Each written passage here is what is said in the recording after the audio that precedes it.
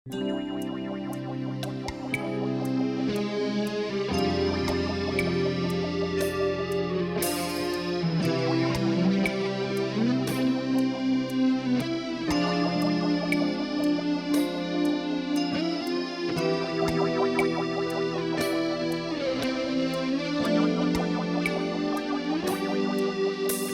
រ៉ាវខ្ញុំរឿងត្រូវយំរឿងទុកធំក្នុងជីវិត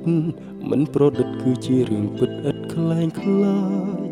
រឿងស្នេហ៍ស្រីចិត្តបោកប្រាស់រីមាយខ្ញុំត្រូវក្រុមគ្រាចិត្តកាយថ្ងៃនេះប្រកាសបកស្រាយរឿងស្នេហ៍ខ្ញុំសូមរស់ស្រីមិនមាននេះថាសេចក្តីសុខមង្គលគិតឲ្យដល់រឿងគួរអំពុលចិត្តក្តៅងុំឲ្យជីវិតរងទុក្ខទោសរំដំព្រៀបដូចត្រូវគេវាយដំទ្រូងផ្សារក្រំស្ទើរតែទ្រាំមិនបានខ្លាចហើយស្រីល្អសាច់សចិត្តខ្មៅបេះដូងដំបៅព្រោះតែលួងខ្លៅមិនប្រមាណលងចាញ់សុំរព្រោះតែនឹកស្មានចិត្តកលយានអូនអបរៀបបានរូបកាយរូបស្រីសមិនសុទ្ធតែសទាំងចិត្តក៏ពិតខ្មៅងងឹតហួសនេះបើល្អតែខាងក្រៅសូមអូនទៅឲ្យឆ្ងាយបងឈប់ស្រណោះស្ដាយហើយណាស្រីរូបស្រីសមិនសុទ្ធតែសទាំងចិត្តក៏ពិតខ្មៅងងឹតហួសនេះបើល្អតែខាងក្រៅសូមអូនទៅឲ្យឆ្ងាយបងឈប់ស្រណោះស្ដាយហើយណាស្រីឈប់ស្ដាយស្នេហ៍ឥតន័យ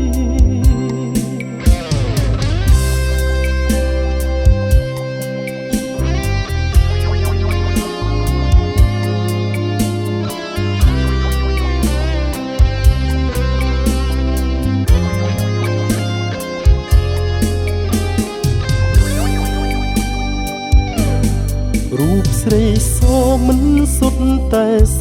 ទាំងចិត្តក៏ពិតខ្មៅងងឹតហួសនេះបើល្អតែខាងក្រៅសូមអូនទៅឲ្យឆ្ងាយ